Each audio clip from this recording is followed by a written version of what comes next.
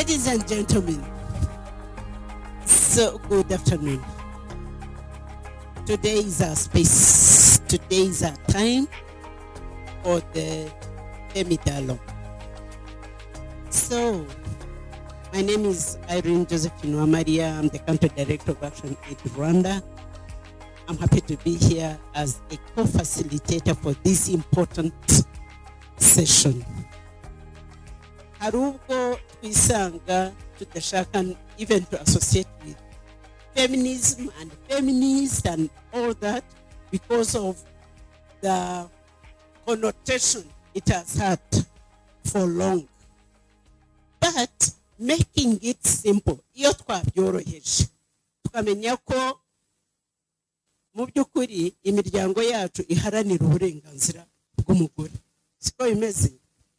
Na feminism rero ideology ijya gutangira ni igihe abagore bahezwa, so ikaba yaratumye rero abagore batangira gutekereza uburyo ba claiming their space, bavuga bati ibyo ari byo byose natwe turabana. Hello, Josephine Urakoze. Thank you for accepting to come to this dialogue.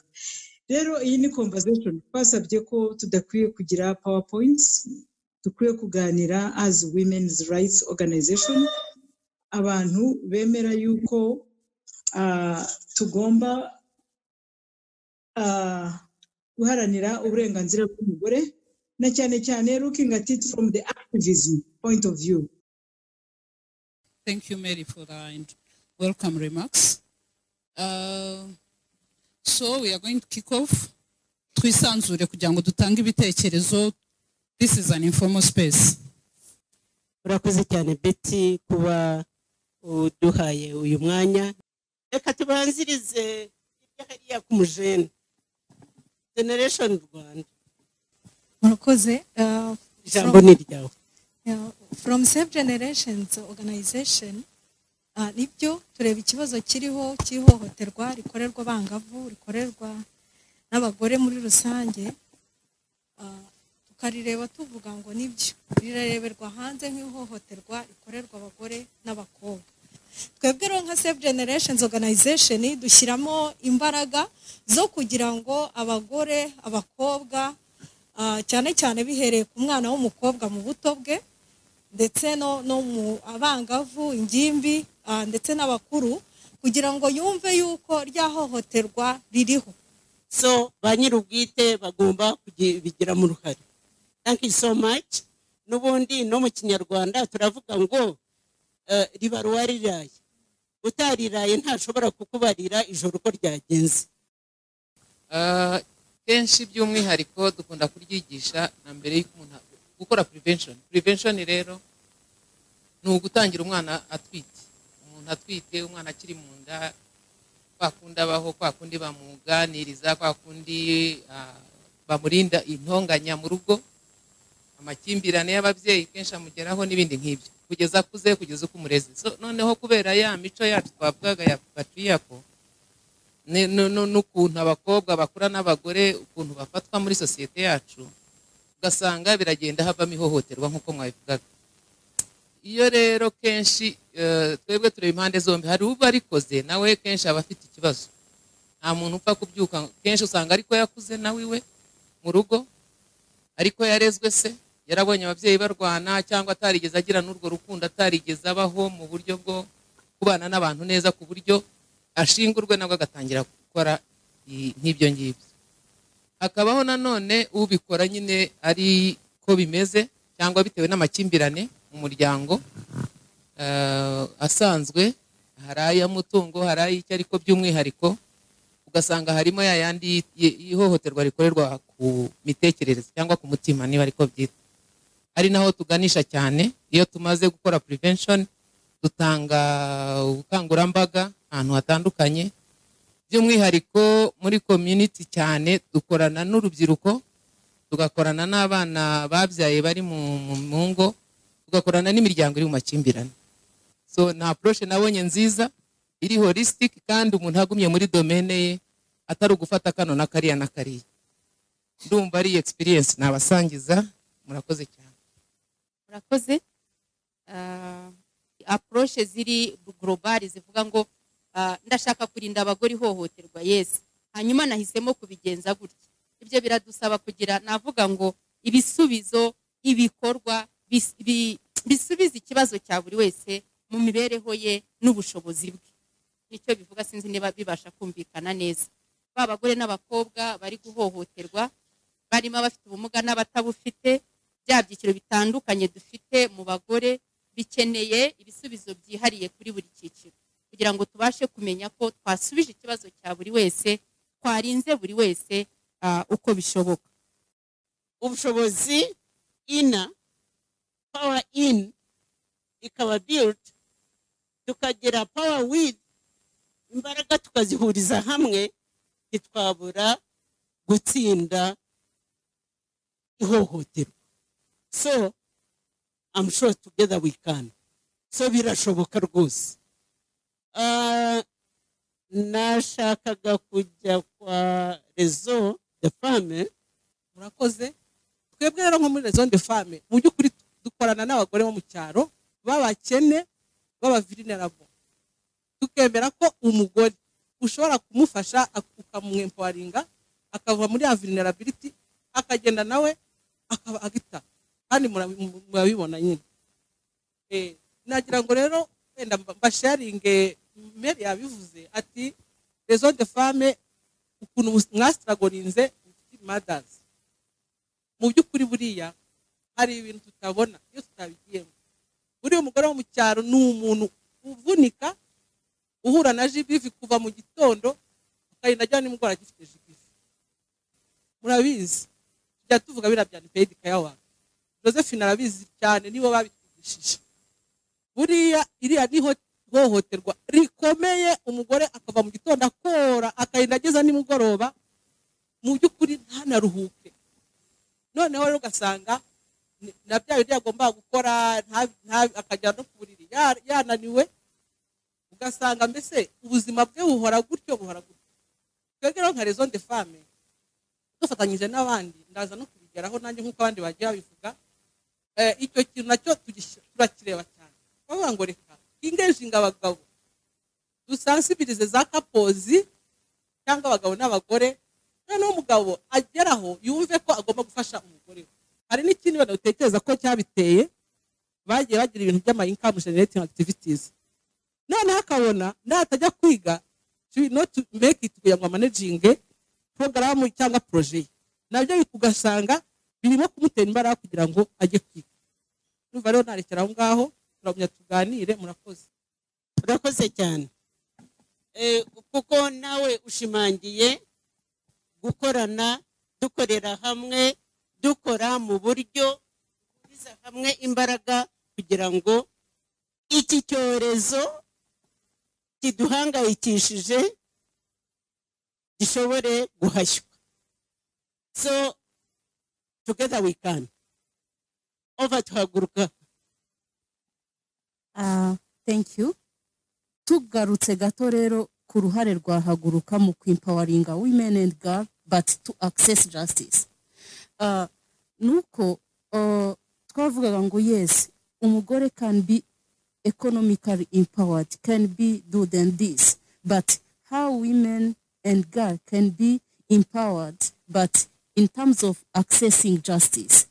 Abo tufasha rero muri Haguruka mu myaka 30 ishize umuryango ushinzwe na abagore batishoboye, because when we talk about legal aid then kubita bijya muri free legal services, kongeraho n'uwari we wese waba ugaragara nk'uri economical empowered, ufite ubushobozi bw'ibifatika ariko wafesinze domestic violence, then ko ahatajya muri vulnerability. Rero icyo nicyo cyiciro dukoreraho kuva mu myaka 30 ishize. Ariko uziko muri byo dukora byose nitujya twakira amakese mutwohereje tuzajya tuyitangira from zero. Nukuvuga ngo niba kese y'umudamu udafite umuga wenda ari kugutwara nka miliyoni, nagira ngo mbabwire ko bino bintu bya response it's costly birahenda.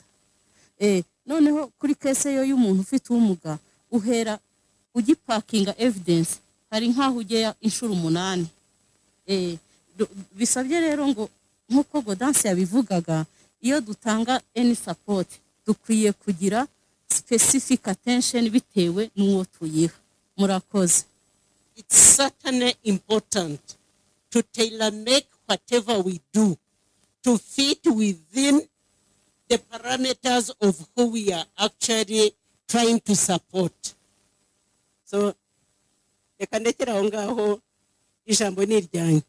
Dufite murakoze cyane, ni nanjye wari wamanitse mbere nicyo naringiye kuvuga. Mbere na mbere ndashimira Rwanda Women's Network ku iyi initiative yakoze yo kugaragaza gushyiraho platform. Iki kintu kijyanye n'ihohoterwa rero rikorerwa umugore cyangwa abagore ntago ari ikintu kireba umuntu umwe cyangwa se organization imwe muri rusange, ni ikintu kigera ku rwego rwarirwo rwose. Ederi nkatwe nko mu murimo ho biragorana cyane, kuko umugore waraye ukubiswe cyangwa se waraye uhembwa amafaranga y'umugabo akamubaza ngo yazana yose nyakubikire, mu gitondo ntago tumubona mu kazi. Iyo tutamubonye umukoresha aramusezera, kuko dufite amategeko akurikizwa mu micungire y'abakozi. Icyo gihe ugasanga buri gihe dora dufesinga n'ikibazo cyo kuvuga ngo dufite abagore bake mu kazi, ariko se abarimo bo bari gukora bati? Nabo imikorere yabo ntago iboneye bitewe n'ahandi byahereye mu miryango. Biragoye rero kuba umuntu umwe ashobora gusatisfiza rebezuwe z'undi muntu mugenzi we, biragoye cyane. Iyo rero ya satisfaction itabaye ate no atangira ya makimbirane abantu bakarwana. hari abari basabye ijambo. Annette yari yasabye ijambo turarimuhaye. Then we have another one. The panelists that have shared with us, Haguruka, RCT, Rezo, Unabu may be in Shasha na SGO, but you have been here for such a long time, and we keep speaking about these issues. What new thing are you doing to challenge the norm, to make a difference? Ikindi numvise tutitayeho cyane is dismantling patriarchy and looking at inequalities of men and women, boys and girls. Ni naho ruzingiye. If we are just gukora ngo turebe GBV tutarebye how do we dismantle patriarchy, n'ibintu byose bigenderamo iyo twavuze ngo bride price abantu bakavuga ngo it's not the problem. Bride price kuba iri mu itegeko tukasaba ngo rihinduke, bride price ikurwemo, ariko it continues bakavuga ngo it's a beautiful Rwandan practice and therefore how? Why does someone have to pay me because I'm going to marry him? Niba ari gift kubera iki tutayihana? So for me, those small things that we continue to ignore contribute to that whole picture of continued violence against women, continued inequalities that we need to really look at as a society and be able to address. Ibyoroshe byararangiye gushyiraho amategeko, gushyiraho policies nziza, gushyiraho structures, ariko ibisigaye ni imitima y'abantu, kandi ntabwo tuzayihindura tuba superficial. We need to change the way we are looking at things. Nk'uko Rwanda rufite transformational strategy, natwe dukeneye transformational strategies for gender equality to happen and violence against women to end. Thank you. Rakoze Annette.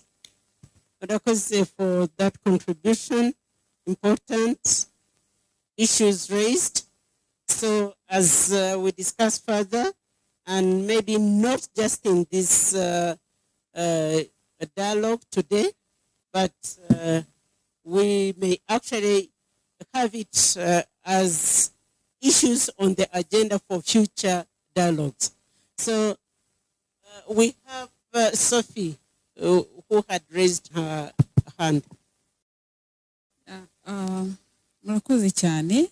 Murakoze, ndagira ngo nshimire panelists, shimire n'abafashe ijambo bose, contribution nziza batanze.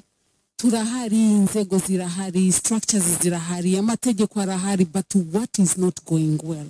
Niki kitarimo gukoreka? So nakuruwe na title, saba uruhushya ndavuga let me go, because I need, ndashaka kuvayo, hari ikintu numvise. Mu by'ukuri rero, iki kintu cyo kurwanya ihohoterwa rishingiye ku gitsina, biragoye kubikora udafite umutima, biragoye kubikora umuntu atumva uwavugira cyangwa se uwakorera uwo ari we. So twese nitufatanya, ndibaza yuko iki kibazo tuzagihasha. Murakoze. Turagushimiye cyane cyane cyane kuko uzanyemo institutional perspective, ariko ituganisha kuri collective engagement, collective efforts kugira ngo tugire icyo tugeraho. Thank you. I hope it's okay if I say it in English. Going back to what Mary asked in terms of practical solutions and activism, I wanted to go back to the point of how do we make sure that we don't end up in another meeting or another FEMDialogue where youth is not represented, where young women are not in the room? How do we commit to coming to gatherings? And I bring young women who've gone through our program, and everybody brings young women who've gone through their programming. So we have that perspective, and we really start engaging in true intergenerational dialogue. Mere agiye kudusoreza iyi dialogue, bring men and boys in the next dialogue because we need them.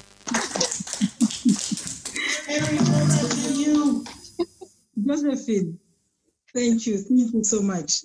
This dialogue has been, it was full of passion, and I think that's the whole purpose of FEMDialogue. Niyo mpamvu duhura tukaganira, kumva ko turi safe, we can talk to each other with all our passion.